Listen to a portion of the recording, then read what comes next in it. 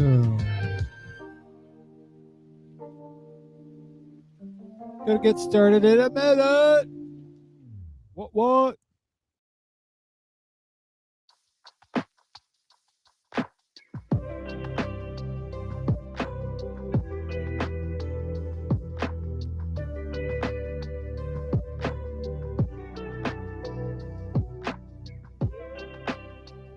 If it's not one thing, it's another.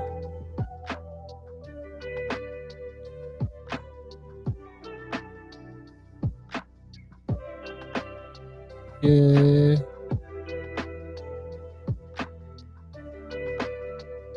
Good evening, everybody.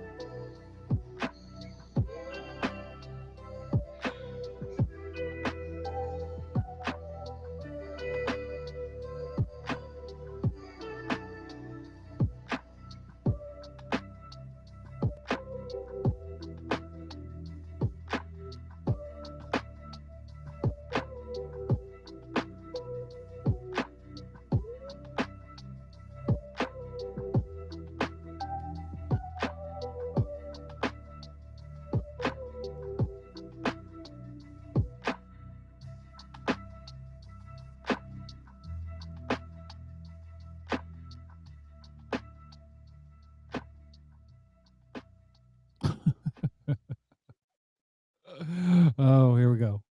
Welcome to the Tea Party with Marty Abernathy, a show by an ultra-feminine, meek, shy, totally unopinionated trans woman that seeks to listen to both sides and does not make fun of TERFs. You've listened to the show, right? You still want me to say this? Okay.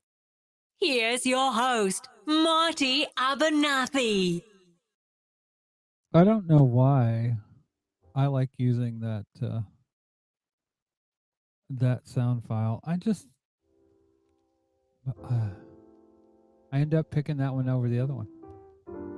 Welcome to the show, everyone. I don't know if this is going to be a fun-packed show, and I don't know why. Something has to break on every fucking show. Jesus Christ.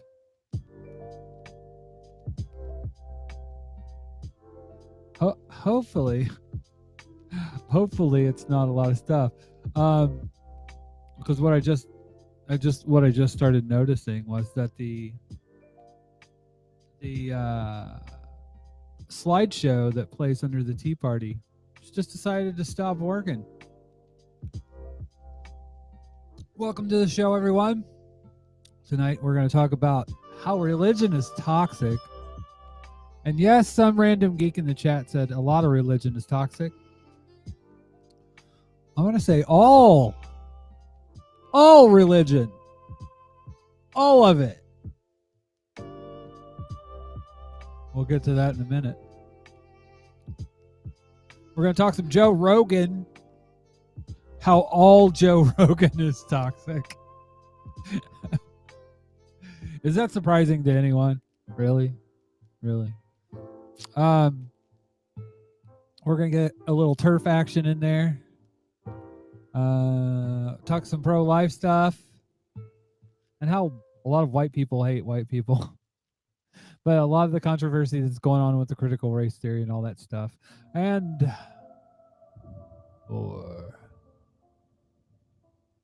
No. Paganism, it's toxic as well.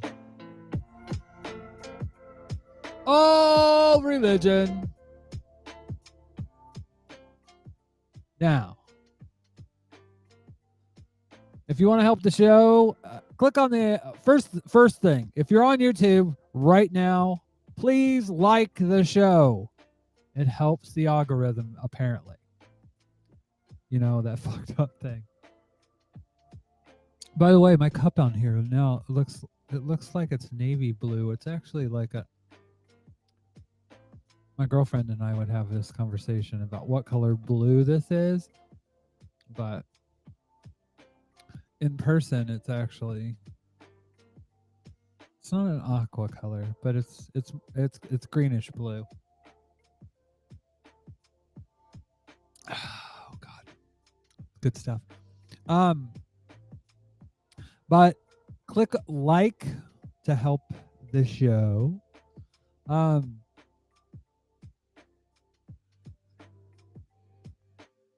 Jordan Joan B said, I like Dusty Smith calls Joe Rogan Toe Rogan. Yes, the Toe Rogan experience is now on TikTok. So I would suggest people go like Dusty over on TikTok. I don't think he gets TikTok. It can be monetized. I know he's big on trying to fucking survive basically off this shit. But if you want to help this show, go over to stevehardypodcast.com. Hook up with the socials, Instagram, Facebook, everything.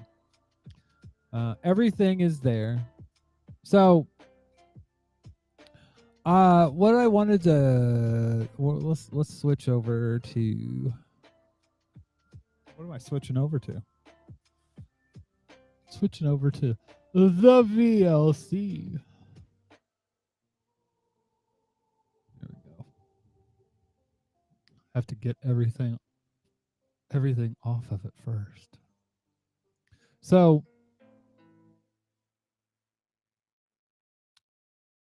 basically, I'll play the. This is one of my favorite trans creators. She's a Latinx, I believe, trans woman, and this is her on the whole Joe.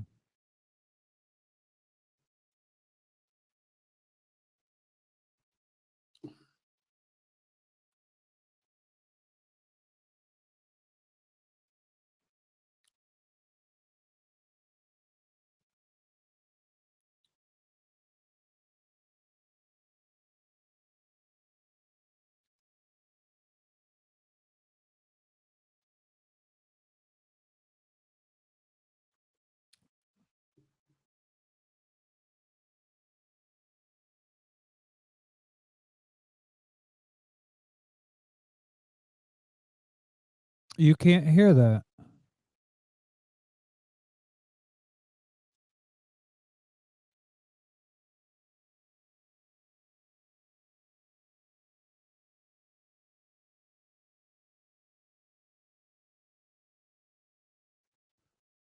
Well, shit. Well, shit on me. Oh dear. Oh dear. Oh my. I think that's my fault. Actually, I think it's my fault. Hold on.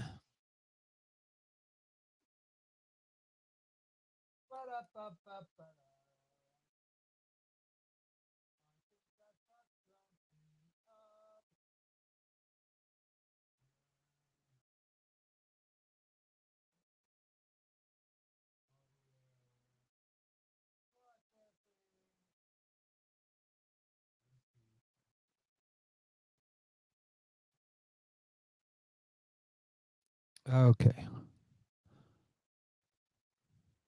You know which country seems most committed to world peace? Who? The one that operates. Y'all hear that now, right? Did you hear that? Are you hearing my mic? Are you hearing anything?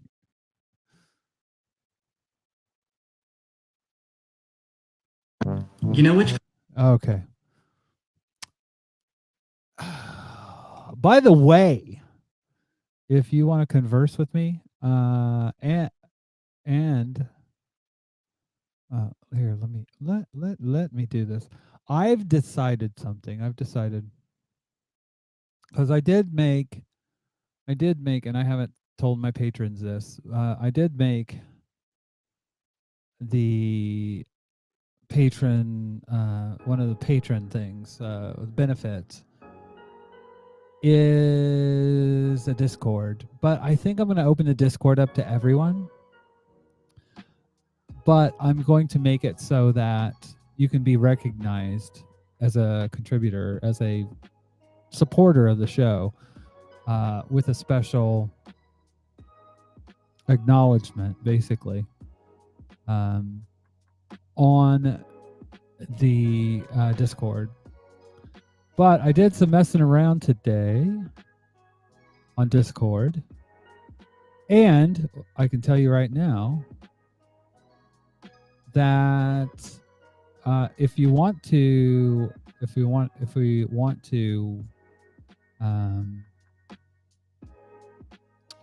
come on and talk, you can do that. You can do that on. I'm trying to see where I can. Where in the fuck can I invite people? There we go. Invite people.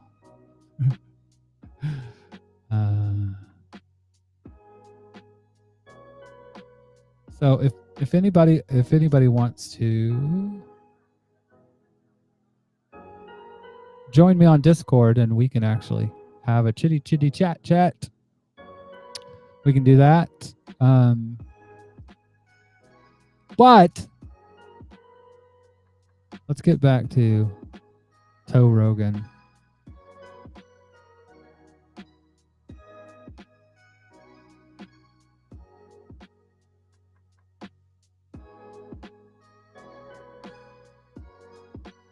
There we go. The left hates Joe Rogan. And I mean, I get it. He says dumb stuff. Shut the fuck up.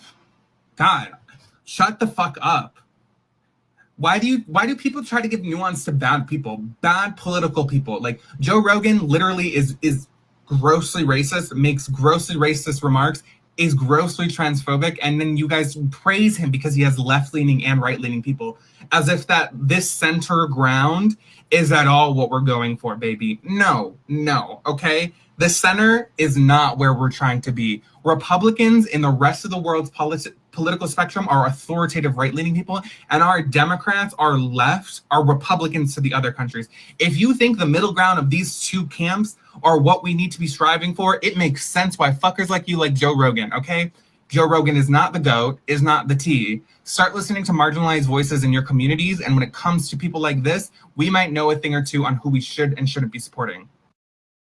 And that is so fucking spot on. I mean, if you're talking about marginalized communities, I mean, the thing is with Joe Rogan, people will say, "Oh, it's context.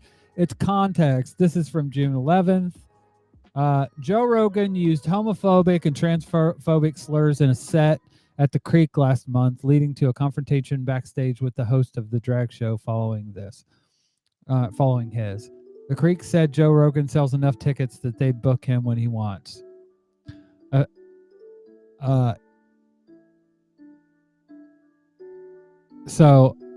and what does Joe Rogan use? He uses the fucking classic, "Oh, it's just a joke, man. It's just a joke."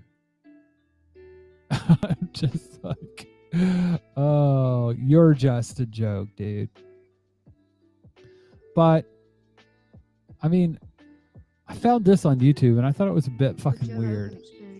See that church incident? Bro, that church incident yes, where that guy pulled out pulls a gun. out. Everyone comes out. The old lady came out and said, "What?" Yeah, exactly. That's what I'm talking You about. remember my bit that I used to have about the Draw Muhammad contest that they did in Texas? There's a Charlie Hebdo, you know, the magazine. Charlie Hebdo is this magazine in Paris, and they did a cartoon about Muhammad. You're not supposed to draw Muhammad. Well, they killed everyone that worked there. They killed like 9 people. They killed police officer. It was a really big issue, huge international issue. Everybody was terrified. Everybody was like, "Fuck." Did that have something to do with South Park? Listen. No. The New York Times wouldn't draw the pictures. They wouldn't print the pictures. Los Angeles Times wouldn't print the pictures. Washington Post wouldn't print the pictures. No one was doing anything. Then Texas got into the mix, and they decided to have a Draw Muhammad contest. Oh shit! Instantly, within minutes, a dude showed up with his friend, and they started shooting at the building. They were killed almost instantly. And I'm like, why? Because they were doing a Draw Muhammad contest in Texas. I'm like, did you pay attention to anything about Texas? And then I got this whole bit about how this the place where they have you know that bit about more tigers in captivity in Texas than in all the wild of the world. What's the bit? That sounds familiar. This is from Triggered, from my 2016. This is from my Triggered album.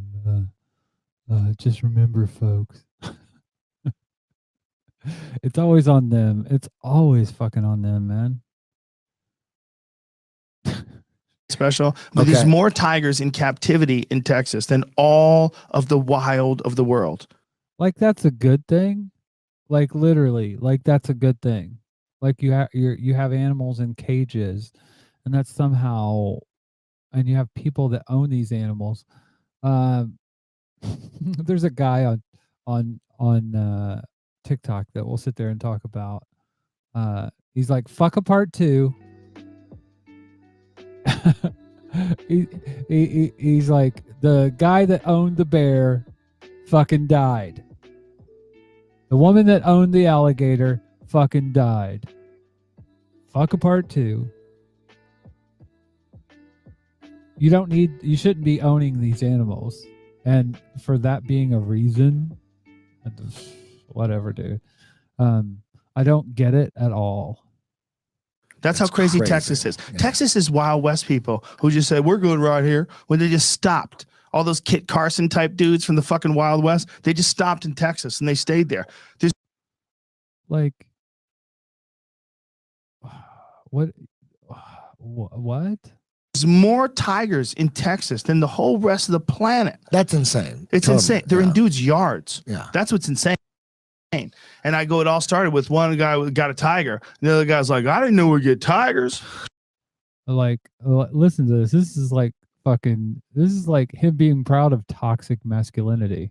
Shit. And he went and got 2 tigers. And the first guy was like, I ain't about to let this faggot out tiger me.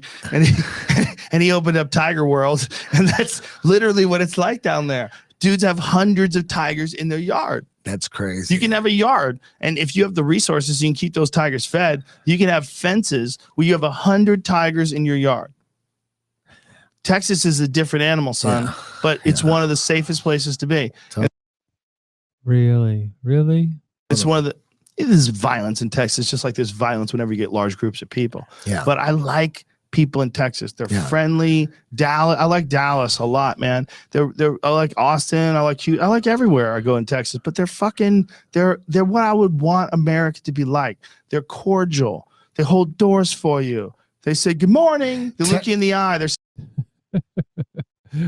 oh, they're cordial. Smiley. Texas is not only the best place in the United States for me for jiu-jitsu seminars, but also comedy too. Texas is a different animal comedy. Dude. 100 people show up for seminars. It's insane, man. I did my first CD in Texas. Yeah. That just right there, it must be true. I mean, fuck. That's where he did the most of his CDs, so it must be great. Houston at the Laugh Stop. Houston is the best place. That's the number 1 city for me. Man. Well, Dallas and Houston. Well, I don't know, man. I love Austin too. Did a bunch.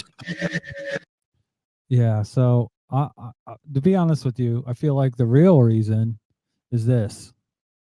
Joe Rogan is set to save 13 million a year, something like that. Yeah, he would be subject to 13.3% income tax in California, but Texas is one of the 7 U.S. states that forgo individual income taxes. Stop fucking saying this guy's a leftist. What really pisses me off, I mean, because taxes it's redistributing wealth, and people like him need to be fucking taxed. How can anybody? That's what kills me about the guy that if you don't know, on TikTok, the guy that made that video, and I think he did it honestly, so he could go viral, was literally he called his name of, it's like the website is Midwest Marxist. He considers himself a Marxist, but he likes Joe Rogan. He might have people on his show, but he is right wing as fuck and has never deviated from that. He's always been an asshole. He's always been homophobic, racist, and a transphobe. He upholds white supremacy. I mean, you can go down the line. I don't get it. I don't get it. I don't, unless somebody's just doing it for fucking clout, and that's almost what I tend to think this is. But I'm not really sure how you can ever say that he's a fucking leftist. I don't know how that works. You know? He's a leftist because he said he would vote for Bernie Sanders. And then he turns around and says he's not voting for Biden. Now, here's the thing. I can understand people that supported Bernie saying, I'm not voting for Joe Biden. Joe Biden's Trump light. And in a lot of aspects, I can see that, agree with it. If you look at Israel, the policy on Palestine, you can go down the policy on Syria. I mean, you can go down the line and there's no fucking difference. He said he wouldn't pass Medicare for all, even if it passed Congress. He's not a leftist. Honestly, he's an opportunist more than anything. But that being said, I just thought it was a bit outrageous that anybody, and that's I unfollowed the guy, to be honest with you, because he had a lot of good content as far as education goes, as far as Marxism, and I mean the guy's a Maoist. And he likes Joe Rogan. It must be a meathead thing, because I don't know how you can call yourself a Marxist and a Joe Rogan fan at the same time. Anyways,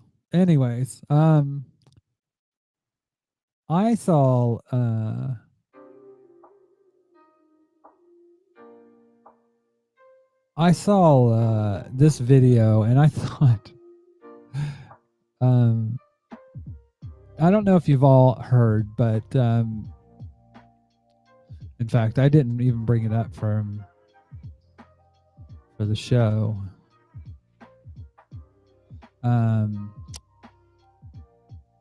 So Ilhan Omar has been getting a lot of grief from Twitter.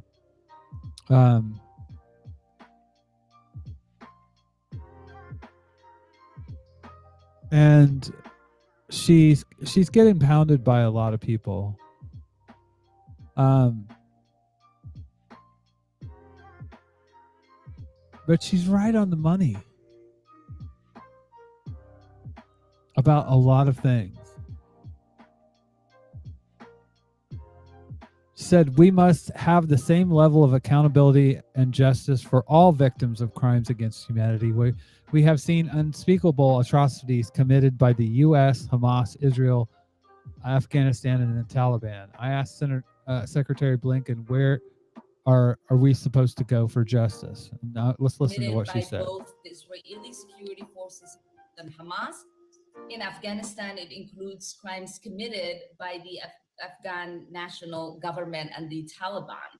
So in both of these cases, if domestic courts can't or won't pursue justice, and we oppose the ICC, where do we think the victims of these supposed crimes can go for justice? In both of these cases, if domestic courts can't or won't pursue justice, and we oppose the ICC, where do we think victims are supposed to go for justice? And what justice mechanisms do you support for them? Thank you. First, let me just say at the outset that it is impossible not to be profoundly moved by not just the loss of life in the recent violence and conflict, but especially the children whose lives were lost. And we all have a tendency. I hear butt coming up. I hear a butt. To throw statistics and numbers out there, but we were there talking it is. about boys and girls, Israelis and Palestinians, as well as men and women. And I think none of us, from whatever perspective we come, can lose sight of that. Notice he doesn't fucking answer the question at all. So far he hasn't answered the question. Where can they go for justice? One thing that's very important. Look, and that wasn't important. Why was it important to say that? What that literally was just padding for the bullshit that comes next. You know our views on the ICC and its jurisdiction. We continue to believe that absent a Security Council referral or absent Security Council referral. Security Council is made up, and this is exactly, it's the bullshit. Security Council is made up by France, the UK, China, I believe, Russia, and America, I believe. And literally, the ICC, the International Court of Justice, isn't that right? International Court of Criminal Court, International Criminal Court. The Security Council should have no jurisdiction there. I don't think the Security Council should even exist. Everyone should have the same vote. You're all for fucking democracy. You want to talk about freedom? You want to talk about freedom? You want to talk about fucking democracy? Oh yeah. Oh, I'm totally for freedom. Oh yeah. I think I'm going to have an orgasm. Fuck yeah.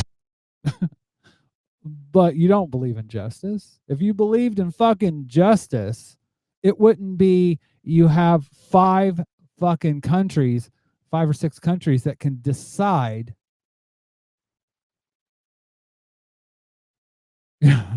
The Garrett says the U.S. government does not like the ICC because it keeps finding against the U.S. And Garrett, I'm going to get to that in a second. Hold on. Let's hear him continue. The request by the state itself that's not appropriate. I continue to believe that whether it is the United States or Israel, both of us have the means. Mr. Secretary, I do understand that point. Yeah, and again, she's asking him to answer the question: how in the fuck can you get justice? How in the fuck can you get justice? And he's just grandstanding. He's saying nothing. I'm asking what mechanisms do you think is available to them? I believe that we have, whether it's the United States or Israel, we both have the mechanisms to make sure that there is accountability in any situations where there are concerns about the use of force. You just had the shit that happened in Gaza. Where's the accountability? What the guy's saying means nothing. And, human rights, etc. I believe that both of our democracies have that capacity. But it doesn't. Like literally, it doesn't. Like literally, you're throwing people out of their fucking houses, so other people can colonize that, can commit genocide and ethnic cleansing. Anyways, and we've demonstrated it, and we'll need to continue to demonstrate it going forward. And in the case of Afghanistan? With regard to Afghanistan, if it's our objection, as you know, was to the assertion of jurisdiction over the United States in the absence of a Security Council referral. And I believe that we have the means, if there are any cases to be brought, to adjudicate them and to find justice. Yeah, but that's complete shit. But I you know, I want to play this video because it reminds me of just, I mean, there's hypocrisy there, but let's frame that.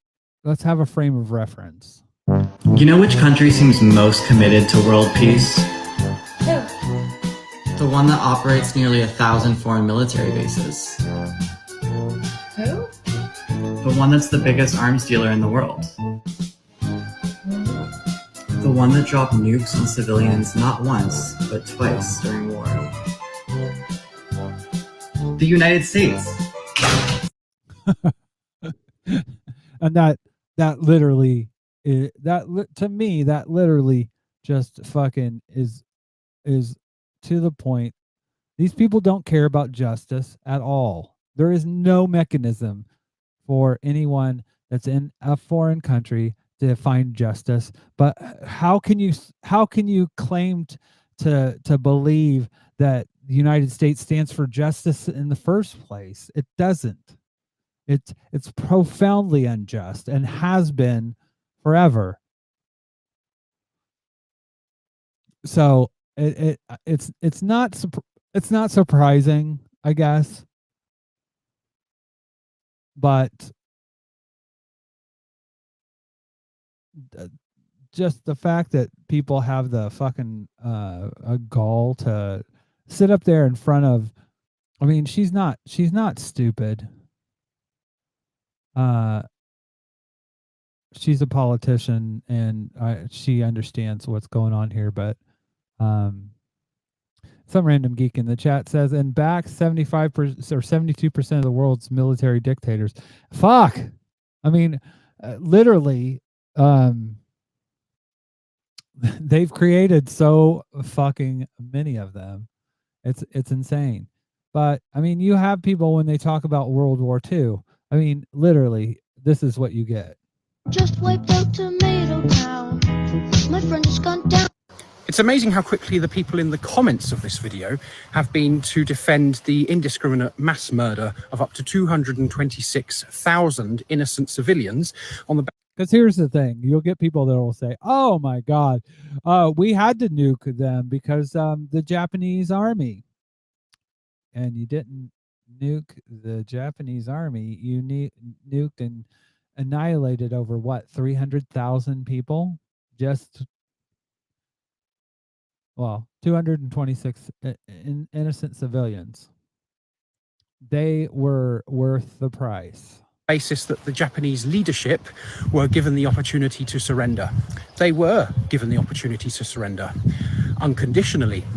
They asked for guarantees that the imperial system would be retained.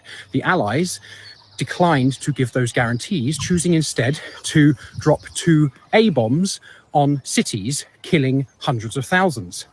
I can't believe I have to explain that decision is disgusting. It is morally reprehensible. Now, every single one of us has the tendency to side with those who look and sound like us. And we need to take the time to examine ourselves and work out whether we are being rational in our morality. And yeah, that we're, I mean, you can't, it's not rational.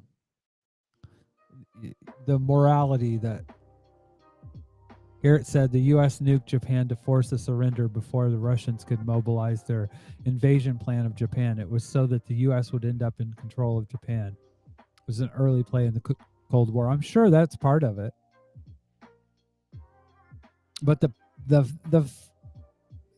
fact that someone has the gall to say that America is some moral force in the world It's an outrageous, ludicrous thing to say.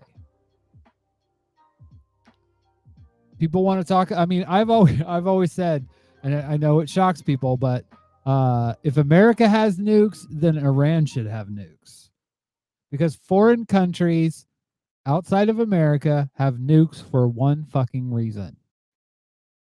There's no regime change after you have a nuke.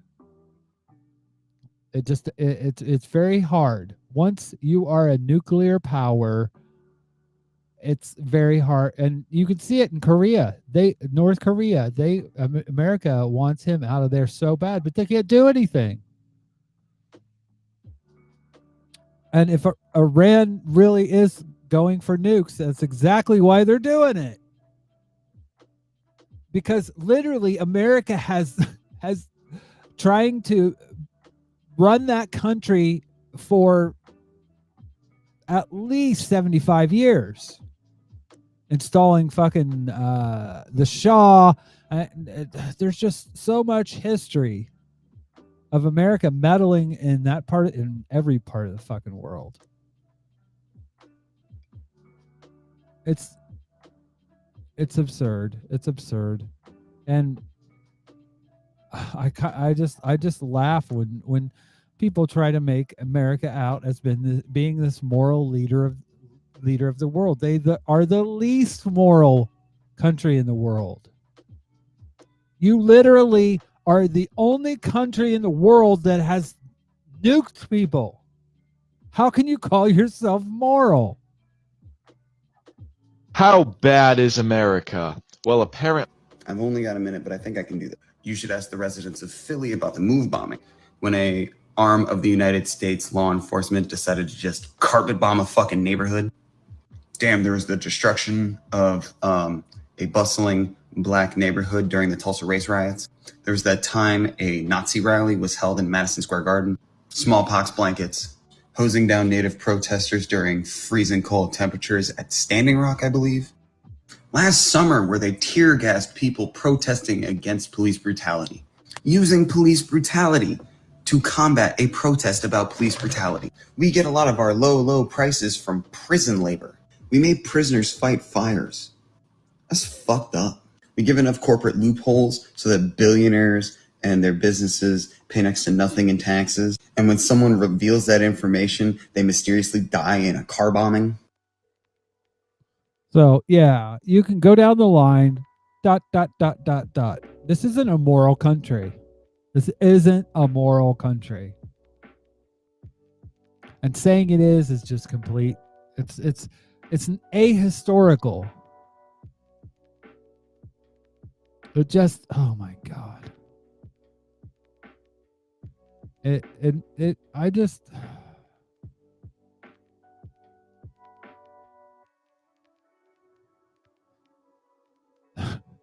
And the fact that Peru now, Peru has voted in a socialist, effectively a communist. This is kind of the tone I think everyone's looking at.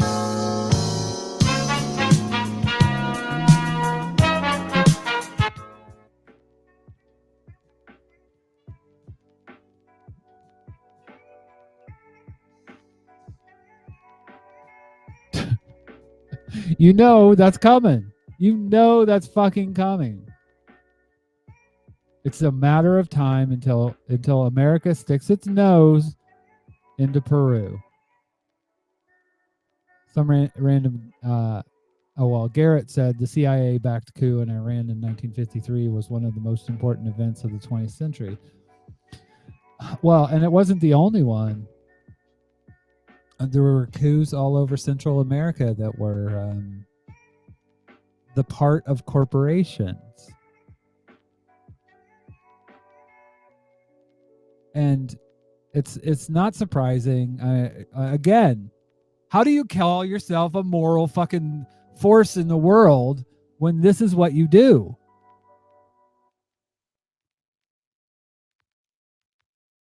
I don't get it. I don't get it. Anyways, Some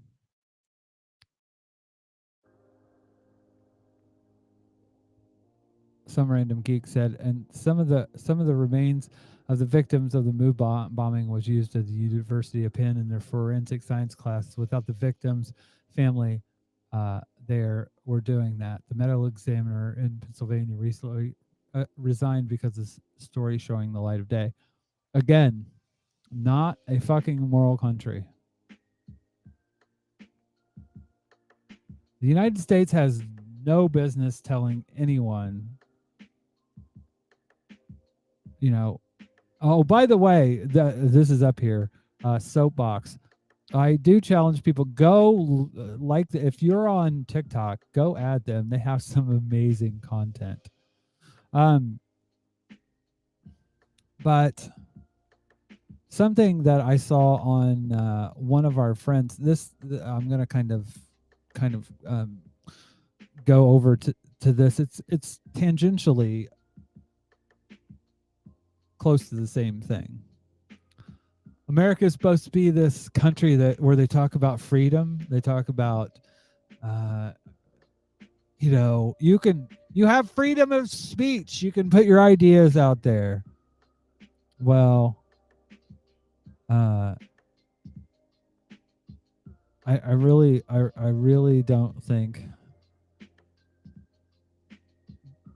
when you talk about communism in the United States, like literally there was a Red Scare. You can't say that ideas are what's important and what people talk about more than anything. What's best. It's not communism. It's literally it's like this special, not special pleading, but just like it's an idea that you can't talk about. But it's literally something. I mean, this is the kind of shit that one of our comrades is I believe he's in Ohio, commie trucker.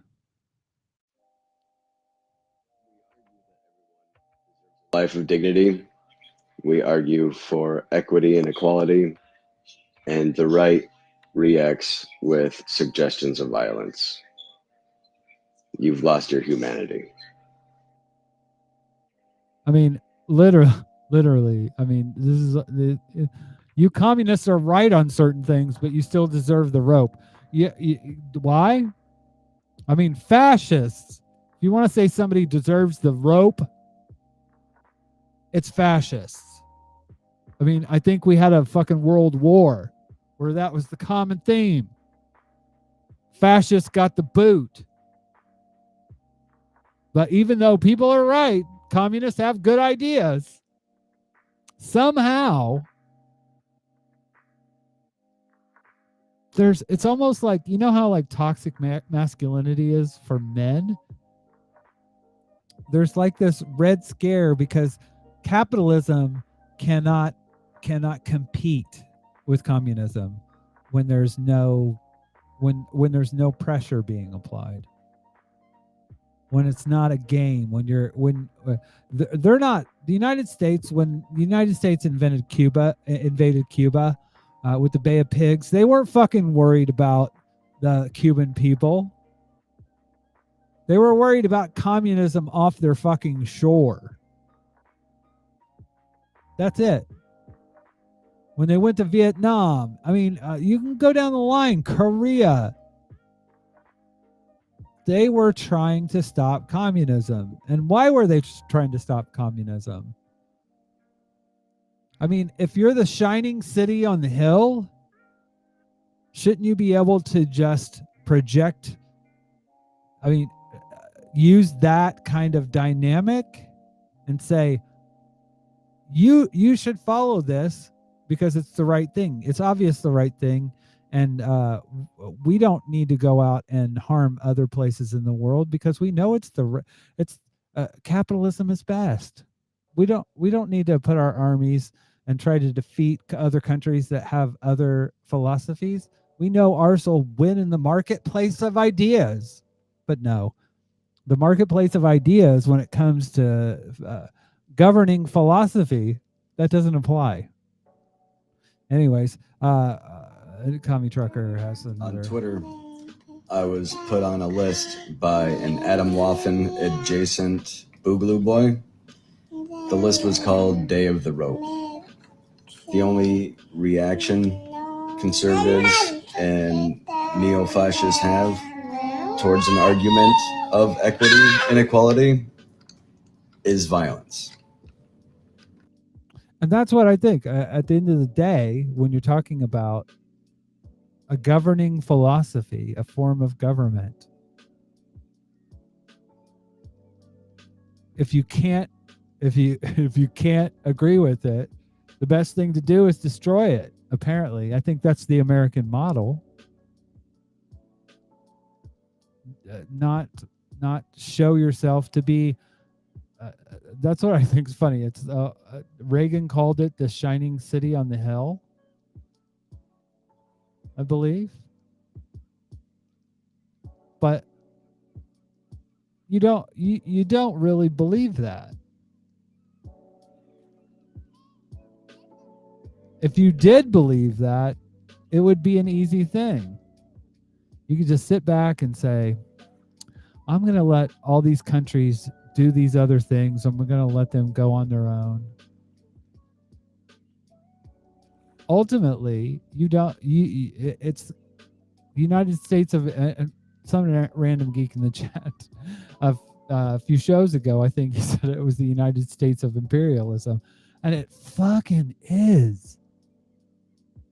Because they're for the freedom of corporations. Corporations are definitely people to these people. And they're represented more than the actual people that vote them in. Comrade Sparkles over on TikTok has a thing about saying that voting is not going to change things. And ultimately, I think he's right. Because these systems of power are not going to just go away on their own. Oh, we were wrong. We're gonna stop now. I don't think that's gonna happen. So I think it's one of those things that we have to decide. And that's when I was sitting there thinking about it. I was sitting there thinking about, because he's talking about humanity and equality and all these really good things. I think about what it's going to take to change things. It might take violence. The difference is, it's kind of like when you're talking about BLM and Antifa and their violence, as opposed to somebody like the Proud Boys. You're talking about somebody that has a fascist ideology that wants to harm people, that wants to suppress people, and an ideology that wants to free people, that wants to raise people up. And you can't, yes, those competing ideologies might both need violence, but you can't say they're the same. You can't say they're the same at all. So it's just been something that I literally have been kind of pondering on, because I'm one of those people that, again, I used to consider myself a pacifist. But how can you, basically being a pacifist in all this is contributing to it. Standing by and doing nothing while I mean, that makes you an accessory. By the way, if you want to chit chat about this, come on the Discord. I put the link in, and if you're already in the Discord, there is the green room. You can come in, you can have a chat with me. I'd appreciate if you do that. If you feeling in the mood. People are talking, though. A lot of these folks are. We'll talk about freedom of speech. Oh, we need freedom of speech. But then you have this shit. Pushing diversity on innocent babies. A kindergartner does not need to. Pushing diversity. Oh my God. You're pushing diversity.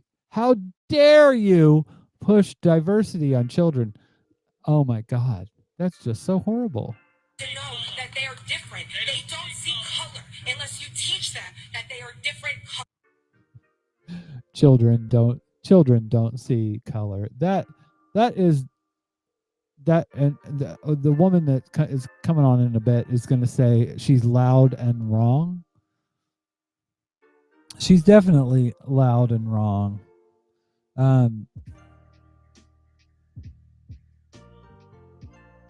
There's a video. I'll see if I can find it. Here we go. In Brown versus Board of Education, the famous case that desegregated schools in the 1950s, Dr. Kenneth Clark conducted a doll test with black children. He asked them to choose between a black doll and a white doll. In most instances, the majority of the children preferred the white doll. This is literally... I decided to reconduct this test as Dr. Clark did to see how we've progressed since then. Can you show me the doll that you like best or that you'd like to play with? This one. I like that one. Okay. How in the fuck? How can you sit up there and say these kids don't know anything? They don't see race. It's absurd. That one? I like to play with this. And can you show me the doll that is the nice doll? And why is that the nice doll? He's white. And can you show me the doll that looks bad? Okay. And can you give, and why does that look bad?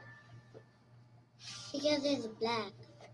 And why do you think that's a nice doll? Because she's white. And can you give me the doll that looks like you?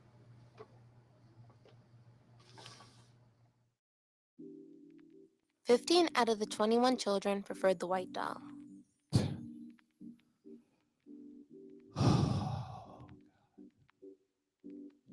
But you have this woman that's saying kids don't see race. They obviously do. And you're teaching them that, and then you're teaching them hate. Okay, one more thing before we jump in. And history, critical race theory is literally just teaching history. To the anti-literacy laws. This person is loud and wrong. Most black children learn that they are black. I love this. She's loud and wrong. Based off of the way that white teachers teach them from very young. They learn how they are treated differently from a very small age. As someone who has taught preschoolers, I had a 4-year-old tell a black boy that he couldn't play with him because his skin was dirty and he wasn't white. Not talking about differences as if being different is a bad thing does not mean it goes away. Somebody on this app said that white people's ancestors would be having a field day knowing they're trying to cover up their white superiority. And they would be right. That something that I've been thinking a lot about lately is like how history impacts today and how colonialism has centered white people forever. White people have centered themselves above everyone else since the founding of this country. And this next video hit me really hard because literally this content creator she literally started out her video saying, "This video is not for white people. It's not for white people." She made that up front. She said it. White people, just skip this one because all it's going to do is make you angry. But for everybody else. Like literally, she made a follow-up video to this and she said white people continued to literally make it about them. Do y'all ever think about like how much quicker racism could be over if white people just like got over themselves for a second? Like I feel like every conversation I have with white people about racism boils down to them being like, well, how can I be anti-racist while still centering my own ego? And me being like, you can't. Got fucking white women on this app yelling at indigenous men for selling "Hey Colonizer" shirts. I'm telling y'all, empowering all women, bad idea. And then compare the word colonizer to the N-word because we gotta drag black people into it somehow. Like I think we've gotten as far as we're gonna get with white people for right now. I say we all go home and we work on the racism in our own communities, and then we hang out. Cause I'm really done. Like, and I don't blame her. Literally. The people in her comments just continued. The white people continued. Like, anytime that I would even comment on a thread like this, when someone's specifically laid out boundaries, would be in support of them, not in support of me. And it's important as white people that we learn to decenter ourselves. It's not about us. Your discomfort, and that's what this next video is about. I'm not sure that it's really your place to decide what the better ways to get discomfort from y'all is, but also just like to say it's name calling, in many cases, it's very much accurate. It's not name calling, it's just like the truth. And even if it was name calling, get all the absolute way over it. Like, if that's the worst thing that white people go through is getting their feelings hurt by being called a colonizer, like the kinds of things that BIPOC people have had to endure for the last several centuries, it's like complaining about a paper cut to someone who's got bullet wounds. It's a non-issue. It's such a non-issue. Like, white people are so used to having their feelings coddled and being centered in the conversation that they mistake any level of discomfort for oppression. And it's just, and I'm not saying that you're doing that necessarily, but just like, I'm so over white people complaining about such non-issues. Some random geek in the chat said, white people have rights to an actual thing said out loud from an atheist. And, I think that's one of those things that you have to ask them, what rights are you talking about?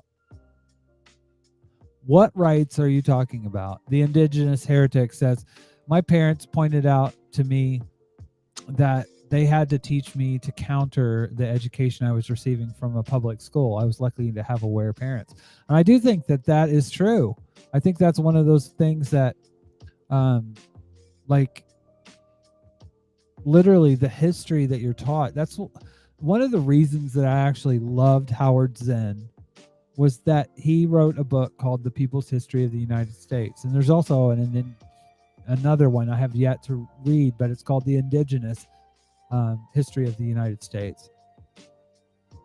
But I loved Howard Zinn's book because it gave voice to the people that were the marginalized. The indigenous heretic says, I feel like that so often. Sometimes I have to take days off from fucking with the white folk. Like, it can be exhausting. No offense to my comrades. And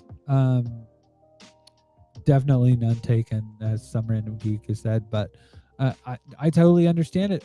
Like, as a white person myself,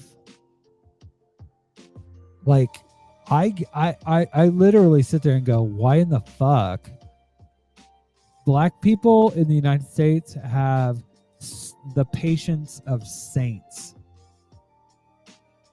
Because the stuff that has been done against them has been absolutely horrid.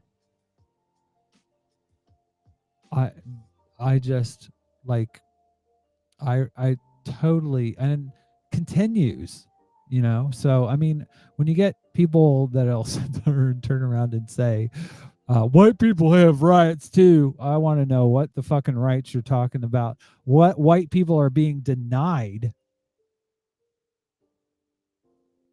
And especially when it comes to like critical race theory, it's just teaching fucking history, man. What do you have against teaching history? But then I sit there and think about it, and I'm just like, I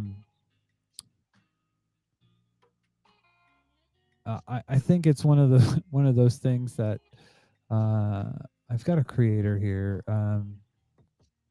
See if I can find it. I have not been given a good reason as to why critical race theory shouldn't be taught in schools. Like, so much so that they're passing fucking laws to make it illegal to teach it. Like, Again, this is one of those things. If you think that your history is so good and so wholesome and so right on, go America, flag wavy bullshit, then fucking why can't you teach accurate history? Because critical race theory is accurate. governor in my home state said that it was dangerous ideology. Why, Brian? Tell me why.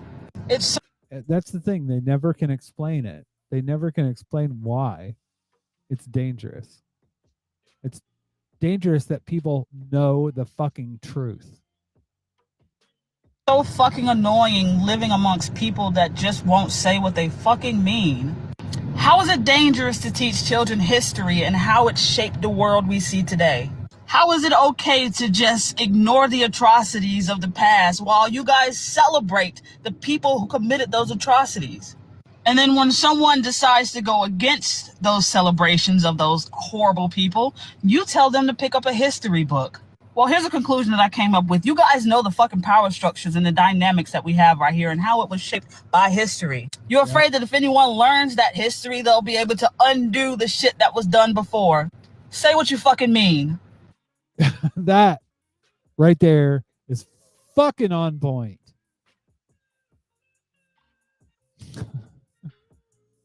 That just gave me chills, because that is so fucking true, man. Oh, man. It is exactly why. But you can't be surprised when people do this, because I'm gonna let you guys in on a little secret. White people don't like white people. Aside from the numerous numbers of them on this app that state every day that they're white and don't like white people, the other side, the ones that are all butthurt right now, don't like each other. And we know this based on the actions they take and the policies that they support. If you look at the states that rate the lowest in education and the lowest in poverty and the lowest in quality of healthcare, they are overwhelmingly white, support the GOP, and continue to vote against their own self-interest. Arkansas is 47th in education, 47th in poverty, 49th in healthcare, and 77% white. Kentucky's 88% white, and West Virginia is 94% white and somehow managed to be 50th in education, 46th in poverty, 47th in healthcare. it's like white people hate themselves. But this was actually from TikTok. There's a creator that's literally like, her name's Jay. I think her name's Jay. It's not JC.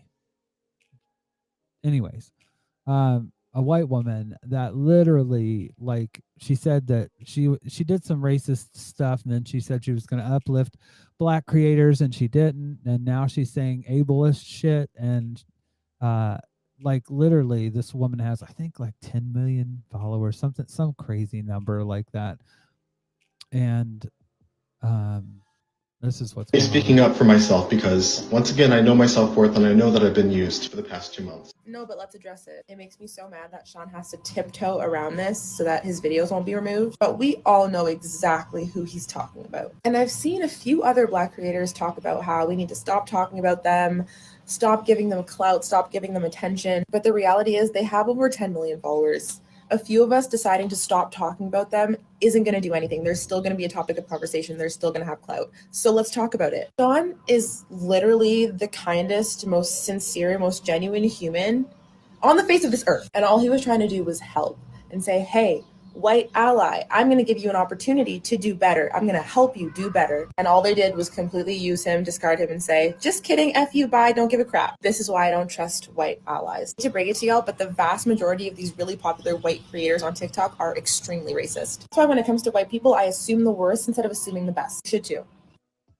And I think, as a trans person, I think that's good advice. Because, to be honest with you, I don't trust cis people. Verify, trust but verify is, I think, what people used to say, and I think that's fucking spot on.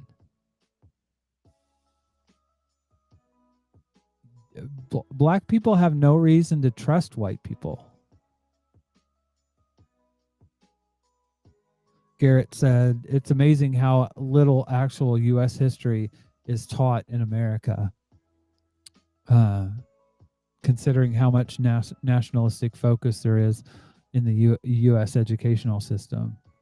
I mean, at the end of the day, the stuff that they teach it's just so whitewashed and sanitized for people to not to understand the context of history. And I mean, because the reality of life is that there's a bunch of gray areas in life. It's not black and white, but the history that is taught is America is good. That literally is the bottom line. America is good. There's little gray area that is taught. It wasn't until I had college level. In fact, one of my friends gave me People's History of the United States when she was going for a political science degree. I didn't get that in high school. There's no way that. In fact, Mitch Daniels, who was the governor of Indiana, who went on, and I've mentioned it on the show before, but he went on to be the head of Purdue University in Lafayette, Indiana, literally wanted to ban the People's History because it's somehow dangerous. And that's it. Comrade Retro Waves is who they are on TikTok. I think that's exactly what they said. It's literally hiding the fucking truth. They don't want people to know. The indigenous heretic says public schools basically teach you cishet patriarchal propaganda. I believe that in place of history.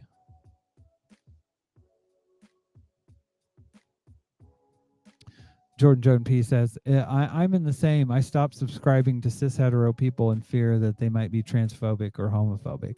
And that's, man, my God. Garrett, yeah, what is taught is American nationalist myth making, not U.S. history. No. That's straight on to the point. But I get why this content, this content creator, I need to move my stuff around so when I'm pointing, it's in the right direction. But this content creator is right not to trust white people. when it comes to issues of race. Now, I do think that from a trans perspective, there's much of the same type of distrust that I have when it comes to cis people. And I'll give you an example. This this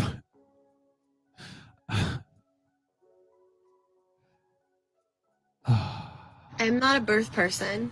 I'm a mother. Okay. Work.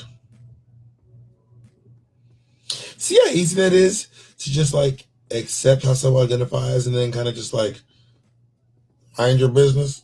It's crazy. All right. Anyway, good night. Happy Mother's Day when the time comes. Bye. See how easy that was? But cis people get all caught up in their feelings like, oh my God. You still here? Girl, go to bed. Go to bed. I love Bob the drag queen. But he's right. He's dead on right. Like for me, there's a fucking hierarchy. I don't trust cis people when it comes to this kind of shit, because like this is the kind of stuff they'll sit there and talk about. You're taking my right as a mother. No. Inclusive language. Again, this is one of those, I didn't think that you'd have to explain to a person of color, but when you're used to being the oppressor, the equality feels like oppression. And that's exactly what you're seeing here. This is cis oppression, because what she's saying isn't that somebody's taking away her identity. She wants her identity forced on everyone, including trans men. Even if they don't want that, it's somehow offensive to her that her identity is not valid unless it's across the board.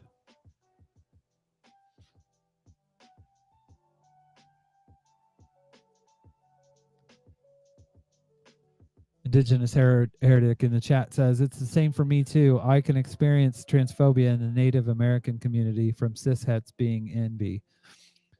Then I get what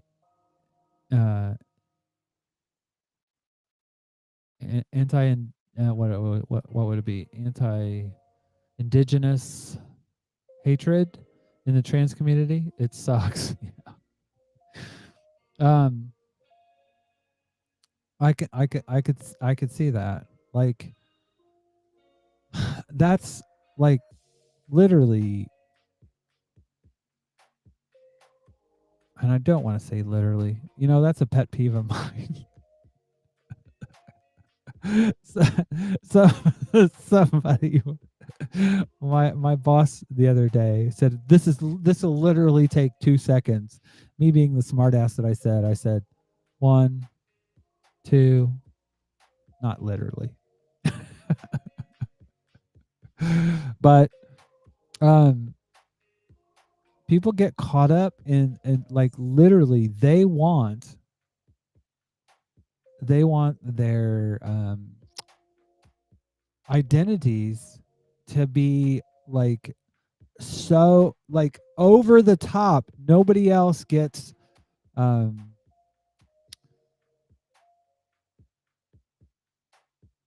Jordan Joan P said inclusivity is adding, not taking away from anything. And that's the thing, when trans inclusive language is used, that doesn't harm cis women. And this is in this next clip, I think kind of plays to that. Who is lying? Do you have an example? Are you talking about somebody specifically, or are you just talking about in a theory? Because the truth of the matter is straight men kill trans women even when they know in all matters of their disclosure. That's the truth. That's what the statistic says. So if you're not talking about somebody specifically, then no, that's not an issue that needs your commentary. Exactly. Stay in your fucking lane. Stay in your fucking lane, especially as a cis woman. You should just shut the fuck up. Sorry, but if a trans woman doesn't disclose to a cis man, that's none of your business. Your opinion is not needed. It's none of your business. I mean,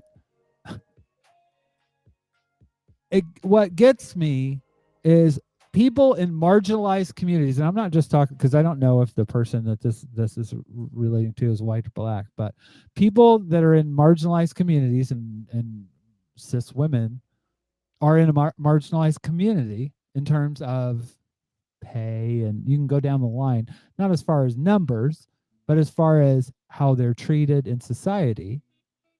They should fucking understand what it means. I mean, literally, you'll have cis women talking about mansplaining. Shut the fuck up, man. You don't be talking about what's none of your business. This is a place where cis women have no business commenting at all. Garrett said, comment starts with honey. Classic Karen. Yeah. You are a cis heterosexual woman.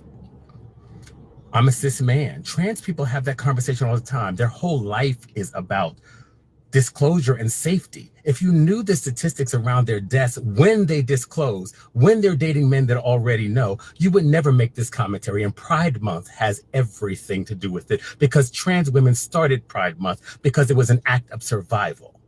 And not because they were trying to trick a straight man. The same straight men that abuse black women are the same straight men that kill trans women. It has everything to do with it.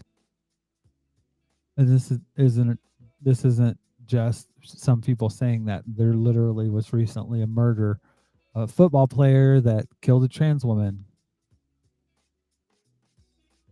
It's so,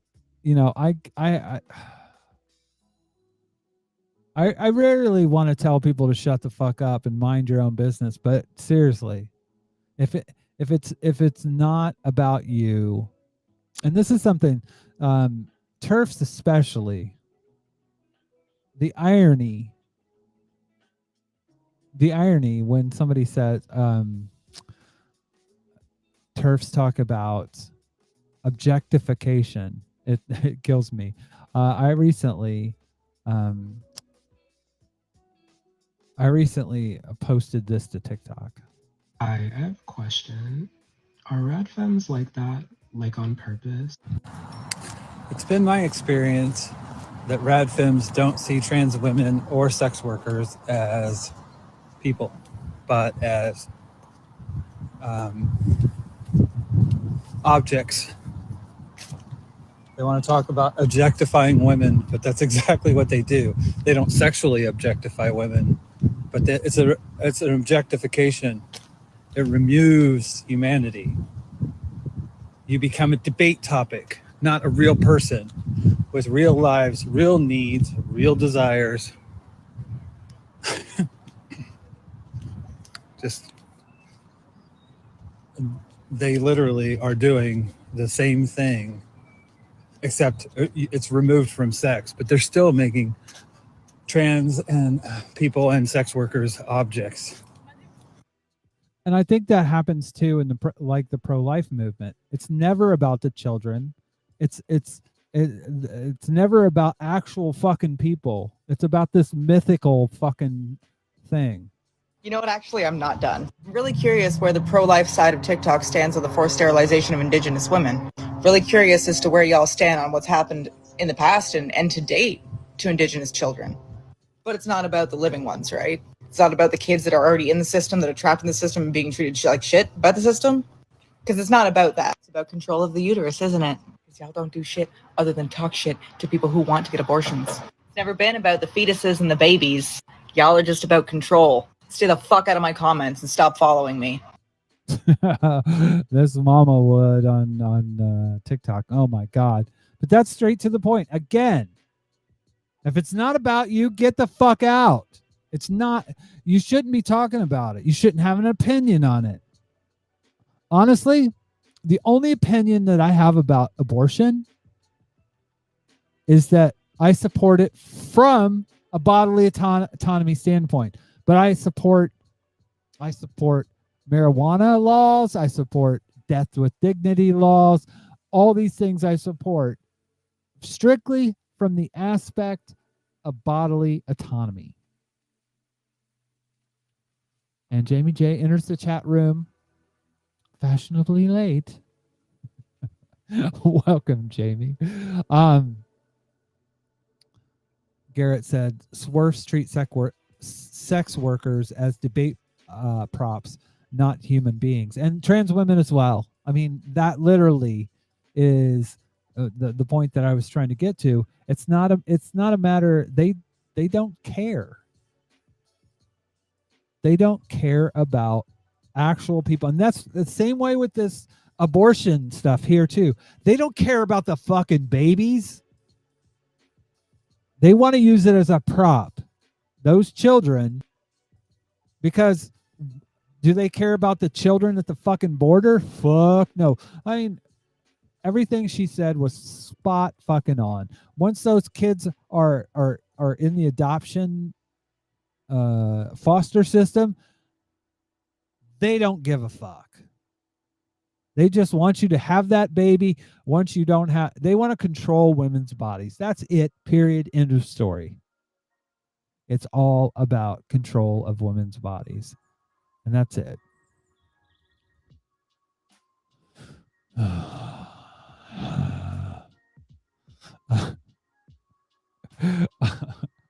By the way, I do kind of laugh with TERFs because whenever they talk about so there recently was this is a gender critical feminist and this person, Josh Pryor, said, "Hey JC gang, if you won't believe us, then the Judge or the Times, listen to JC Yoda. It's very damning shit state of affairs when Kells, her real name is Kelsey, comes out looking relatively bright among you if still unhinged." This is a gender critical feminist on a recent court hearing that found for Maya Fire, I think Firestarter. And I think it said that you can't misgender with impunity. Well, I can't.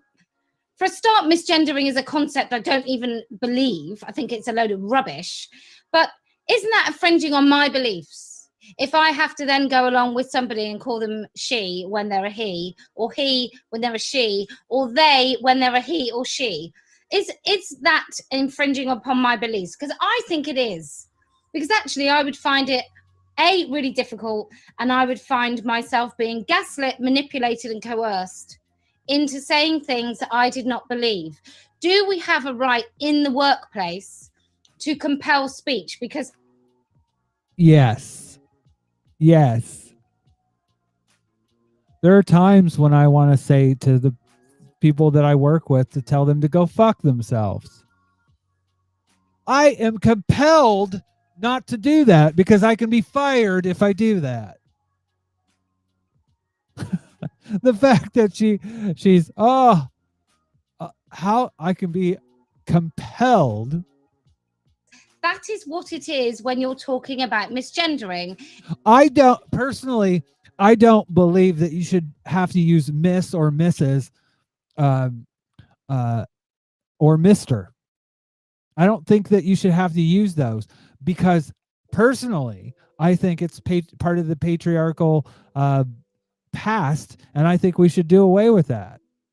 Now, if somebody wants to be called Mrs. or Miss, is it my place to decide, no, I'm not going to call you that because that's part of the patriarchal history of this world, and I'm not going to support it. no, fuck you. You can't. So saying that's just absurd. It is compelling speech. It is not it's not an act of kindness. It's not a passive act. It's not without meaning. It's not without gravity. As far as I'm concerned, having to call somebody she, when I... You could say the same exact thing when it comes to using Miss or Mr. You could say the same thing. But if you say, I'm not going to call you Miss because that's part of the patriarchal past of Western society, the history of denial of rights for women, blah, blah, blah, blah, blah. If you say that to someone, you're being an asshole. Because if they ask you, it's simple human kindness. If someone asks you to refer to them in a certain way, that you do. I damn well know that he is an infringement of my thoughts.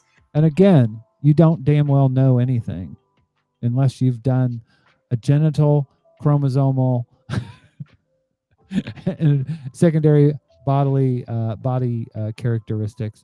Unless you've checked, you can't say, I know. You assume everything. Gender's always assumed. And my rights. So the judge basically... This is hilarious. I have a right to my opinions. That's what they're saying. And to verbalize them. Interpreted the law today, and then basically said, by the way, women, don't even think for a minute that really extends to you. We just can't find anywhere in the law that says that you can't hold these beliefs, because we know if that judge, I'm sure today, knew that if they said that Maya Forstater was not entitled to her beliefs, I'm doing that politician thing. If they said today that Maya Forstater was not entitled to her beliefs, that men are men and women are women, and that she doesn't go along with sex change, and she thinks that sex is immutable, is it at all likely, and I would argue yes, that judge realized that to unearth that, to say no to that, was actually going to really destroy the foundations and precedent of the Equality Act? So, like, literally, the stopped clock is right twice a day. But I did think, and also whenever I see people like her, and they talk about females, this is what I think about. I think about Quark from Star Trek. Females.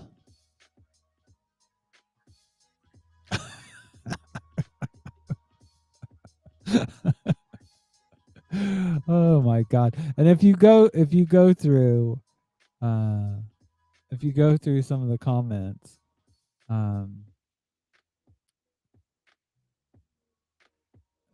basically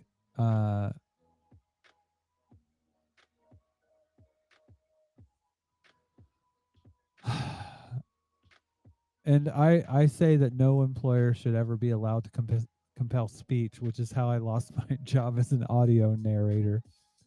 Yeah.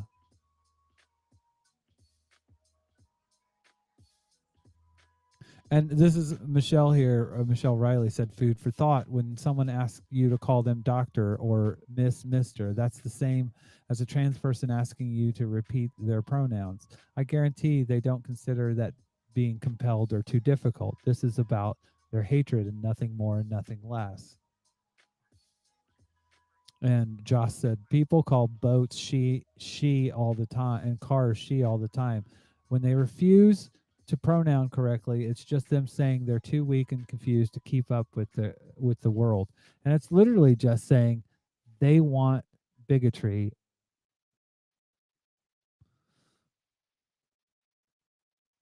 Jamie J says, if people are fighting and hit a pregnant if people are fighting hit a pregnant woman and she gives birth prematurely, or she has a miscarriage, but there is no serious injury, the offender must be fined whatever the husband the woman's husband demands and the court allows. But if there's serious injury, you are to take life for life. Yeah, the Bible, man, that's the place that I want to take from. Women have always been a commodity, and that's what I was saying earlier. Like, literally, like, well, I'm not going to go down that road.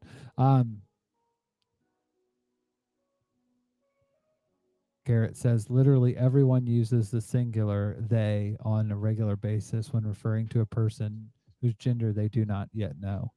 And that's the thing.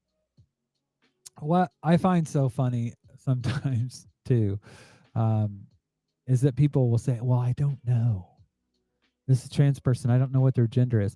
The best thing that you can do is ask. Just ask. Most of us won't get offended. Jamie J says, kind of seems like the Bible thinks fetuses aren't alive. Yes, but see, the Bible is to interpret only when it reinforces my bigotry.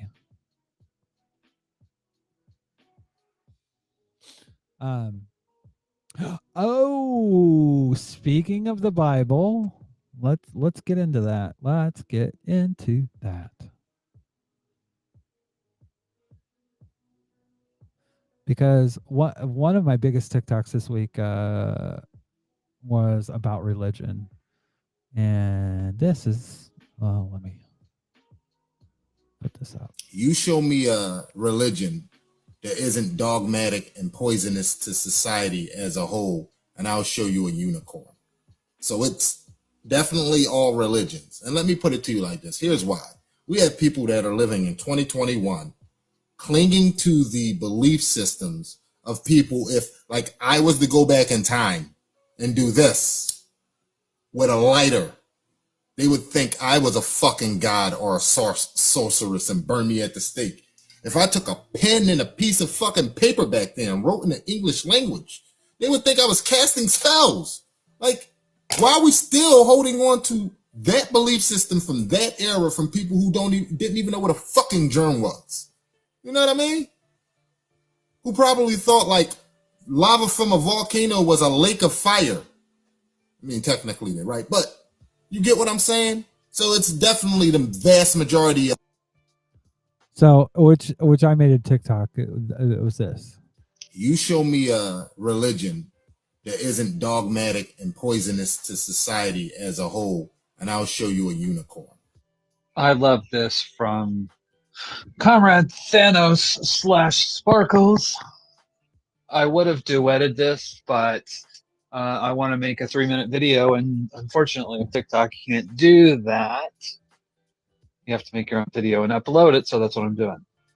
This video, where Comrade Sparkles talks about religion, is straight to the point. Certain people are good for society as a whole, but you can't argue that religion as a whole is good. Now, this isn't to say that people that are religious are bad. It's quite the opposite. It's not the religiousness of them that makes them good or bad. It's themselves as a person. It's their core. I have friends that I work with that are Muslim. They're good people. I grew up around Christians, knowing good and bad people that were Christian. At the end of the day, I sit there and think, life is hard, whatever you need to get through life. He wasn't saying that religion as on the individual level wasn't a good thing for an individual.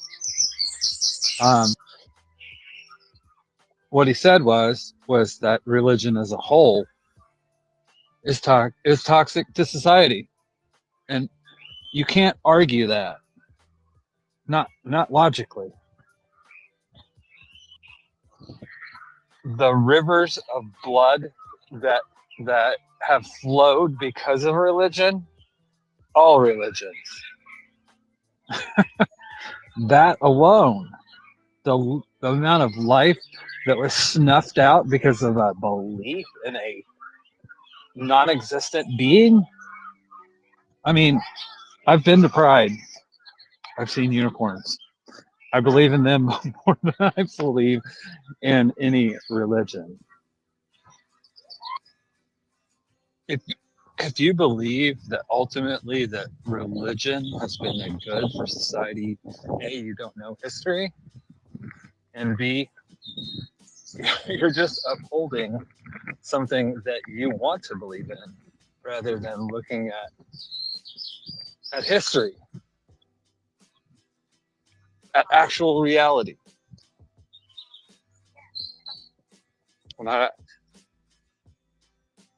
I think, and again, I'm not saying on an individual level, and Comrade Sparkles, I don't think was saying that either. But you can point to every fucking religion.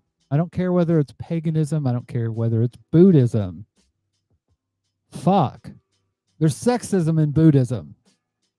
Like literally, women are seen as objects that are meant to test. I mean, when sex is seen as something in Buddhism that is especially for monks. I mean, look at the rules that there are for nuns versus monks in as far as sex goes. There's misogyny throughout Buddhism. There is no religion that is not free from toxicity.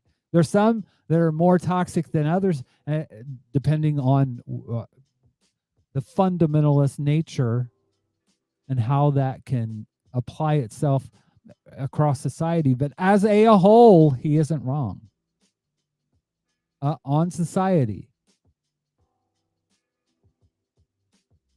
I mean, you can have an argument back and forth, but when it comes down to it, all of these religions are toxic. They don't move society forward. They aren't helpful as a whole. And I don't think that there's one example. Jamie, this is kind of what I'm getting at, though. Jamie says other religions are not built entirely upon bigotry the way Christianity is. I'm not even saying with this that there aren't levels of badness, but as a whole, religion is a toxic thing in society. If it went away, do I think and that's the thing. I don't necessarily think that, that we should try to get, there have been places in China that are trying to get rid of the Uyghurs, and there are regimes in the world that are trying to get rid of religion. And I don't think that's the answer. But at the same time, if you're looking at it forensically, religion is toxic to society. Hierarchies are toxic. That's true. That's very true. Again, religious practice, spirituality is quite different than religion. Your personal spirituality, your personal what you believe inherently. But when you're going out and spreading the gospel to the world and you're using that to force it on other people, or even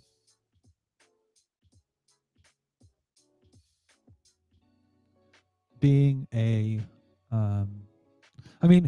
you can have an argument. I do agree that there are religions that are less toxic than Christianity or or Islam, or you can go to the Abrahamic religions. There are less toxic religions, but they're all toxic to some extent. Again, the sexism that's inherent in Buddhism is you can't argue about that. And what really blew me away in that argument was there were, again, Jamie, you're saying many religions are about personal individual spirituality, but a religion is a belief system.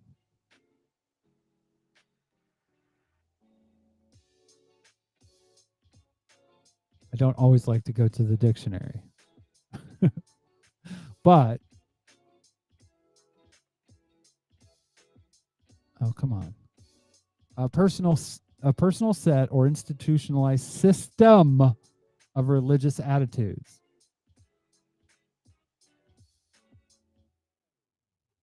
And that system is almost always hierarchical.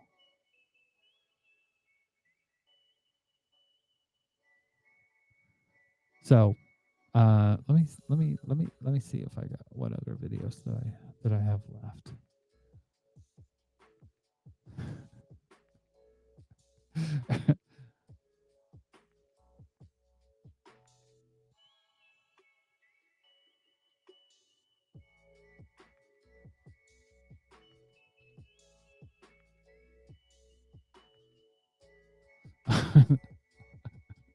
So there was a fella that was arguing with me, and I had to be a little bit of a smartass. I'm so sorry. Did you fall out of bed? Because that's literally the only debunking that you've done today. I couldn't help it. Sometimes.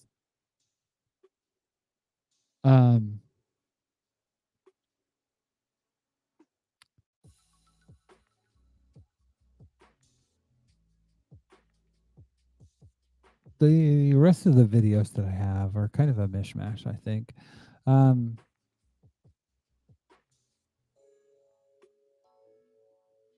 Later, indigenous heretic. By the way, I know who you are, but I don't necessarily want to say, because I don't want to out you without your permission. But thank you for coming. Come again. Jamie J says, I consider that dangerous considering how important spirituality is to so many people who seek to make the world better.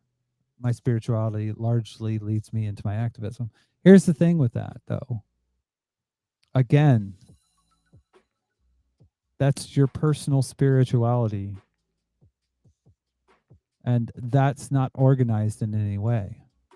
And I'm not anti-religious. I have friends that I appreciate and love that are of different faiths, and I don't think that I'm somehow better because I was a fucking massive fundamentalist Christian. But I also understand history and how religions function. Religion, not spirituality, religion, how religion functions as a system.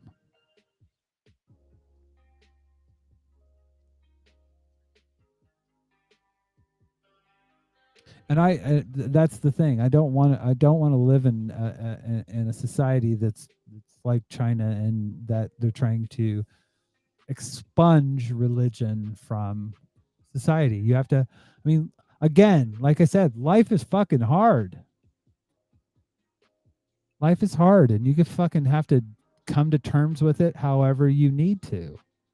I don't think atheism is the answer to all our ills.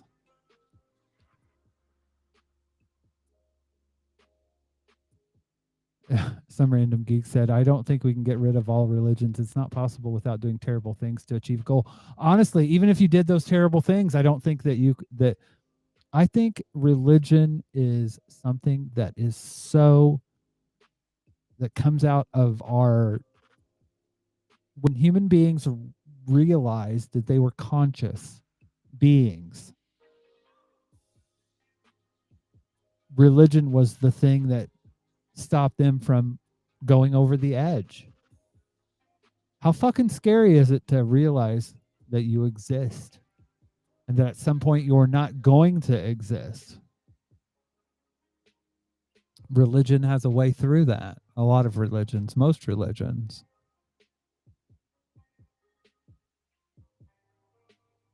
But that being said, I tend to think that we're I don't think again to me it's along the same lines as your political ideology. If you think it's so fucking awesome, practice it yourself. Let other people see you. Let other people see you and go, man, I want some of that. Rather than you have to go around knocking door to door. Actually, I literally got a text message. I don't know how they got my number. Jehovah's Witness. I got a knock on my virtual device from Jehovah's Witness. Oh, it's a new world. But I thought that was it. I don't as a person that believes in you should let people get through life how they need to. That's fine. I don't want to be the type of society because like I said, I don't think it's possible. Even if you wanted to purge the religious and do something awful, I don't think, because literally human beings, religion is something that I think is a reaction to the reality of life and the harshness of life. So I don't think that that's going to change anything.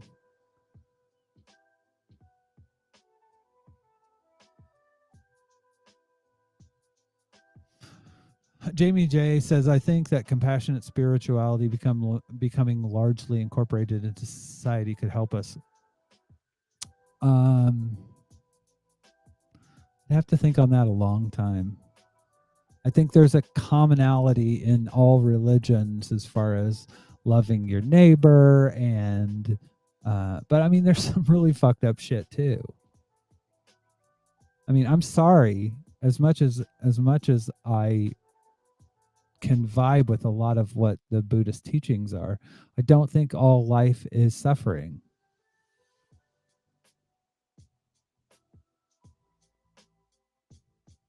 And I mean, I can go on down the line. I'm not even gonna but that's not even the point. The point is that historically I don't think that's been the case when it's been organized religion. Exactly what you pointed out, Jamie. Hierarchy. I don't think that's ever helped society overall. Again, I say the rivers of blood that have flowed because of Buddhism, of Islam, of Christianity, of, you can go on down the line, even pagan rituals back in the day.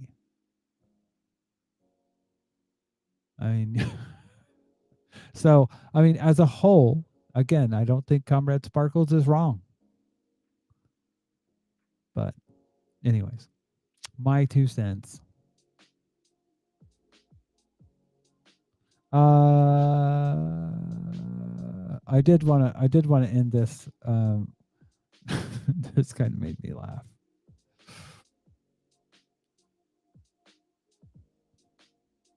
Where is it? Trans.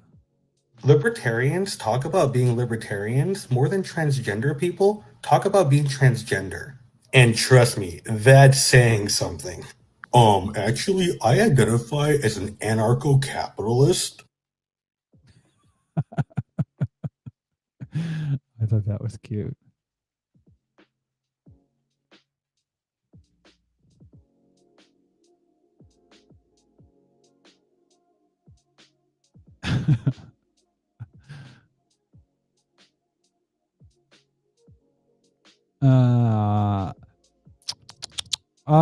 This is going to be the last video, and then we'll shut this down for the night. I found this. This is from James Baldwin talking about love. Is what you see in your mirror. What you try to do is isolate whatever it is you see in that other person, which is you. Everybody knows, for example, if you listen, every writer knows. If you listen to me or I listen to you, no matter what no matter what I may be describing, I'm describing myself. There's a prejudice that at one time was against homosexuals. At one time. Yeah, hold on. Mm-hmm. When it was a criminal offense, even. Mm-hmm. Then that's got removed. The law. And people started to appear to accept. Mm-hmm. Back, it comes again now because of AIDS. It never went anywhere. It never went anywhere. People's attitudes don't change because the law changes. I know that. And the homosexual question is it's like what we call the racial question. Nobody, no man and no woman, is precisely what they think they are. Love is where you find it. And you don't know where it will carry you. And it is a terrifying thing, love. It is the only human possibility, but it's terrifying. And a man can fall in love with a man, a woman can fall in love with a woman. There's nothing anybody can do about it. It's not in the province of the law. There's nothing you do with the church. And if you lie about that, you lie about everything. And no one has a right to try to tell another human being whom he or she can or should love. But when you wrote Giovanni's Room a long time ago, that was quite a brave book to bring out, wasn't it? It was about love, but it was about homosexual love, but it was about love. But you deliberately put in homosexual love, presumably. Well, the boy is in the middle. It's not so much about homosexuality at all. It's about what happens to you if you can't love anybody. It doesn't make any difference whether you can't love a woman or can't love a man. If you can't love anybody, you're dangerous. Because you have no way of learning humility. No way of learning that other people suffer. No way of learning how to use your suffering and theirs to get from one place to another. In short, you fail even the responsibility, which is to love each other. Are you still in despair about the world? I never have been in despair about the world. I'm enraged. Enraged, all right. But I don't think I'm in despair. I can't afford despair. I can't tell my nephew, my niece. You can't tell the children there's no hope. I suppose I'm wondering whether we're more materialistic, more selfish. I don't know. More. No. I think that we're more panic-stricken. I think that I walk through these cities, the cities of the Western world, London, New York, and sometimes it resembles the most poverty-stricken cities of the East. There's been a breakdown, a betrayal of the social contract in Western life. And people are grabbing for things and holding on to what they think they can get and stepping all over their neighbors because they are panic-stricken. What, comforting themselves with material things? Are Yes, you but saying when people, simple? yes, when people do that, they are reacting to something is beginning to crack. People hoard all this because they don't have anything else, but they don't really believe in it, and they kill to get it. That proves the moral bankruptcy, which translates itself into the actual bankruptcy of the world in which we live. We have yet to understand that if I am starving, you are in danger. I think that is a good place to end the show. That's spot on. Thank you all for coming. I know that I pissed some people off tonight because some people had to leave. That's okay. That's okay. I may not always make people happy, but you always have a voice here, and I think it's important to talk about these things, or I wouldn't talk about them. Anyways, take care. Have a good night, everyone. Thank you for coming, and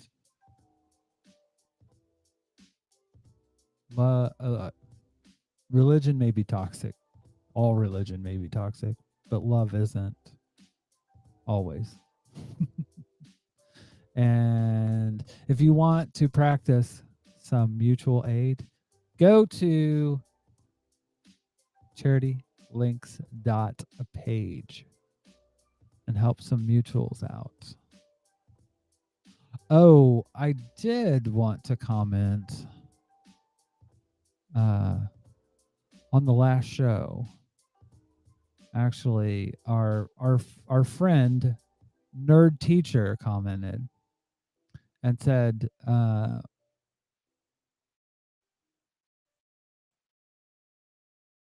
that one of the videos you showed reminded me of this section of chapter 1 of Bervengal and Bing's 1996 book, Rethinking Language and Gender Research, that you reminded me of. As Kessler notes, for some physicians, chromosomes are less relevant in determining sex than penis size.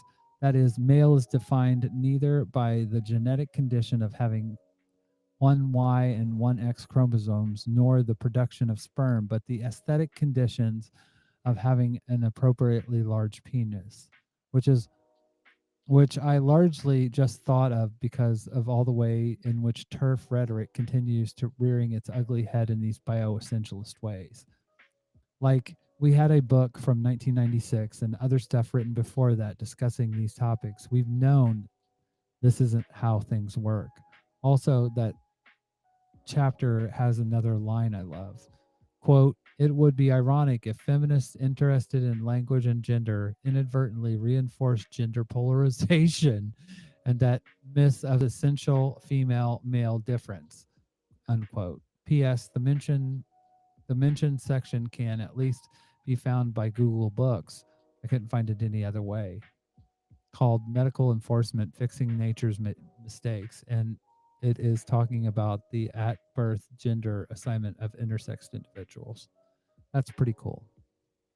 Also, Nerd Teacher said, I'm super tired of how they stole it from Bernie Crowd, largely for the reasons you outlined. Did he promote better platforms than the others? More or less. He kept doing this white working class shit without considering everything he did and didn't do. It's also tiring of, quote, he had member of marginalized community on staff. I don't care. Look at where some of those people ended up. BJG's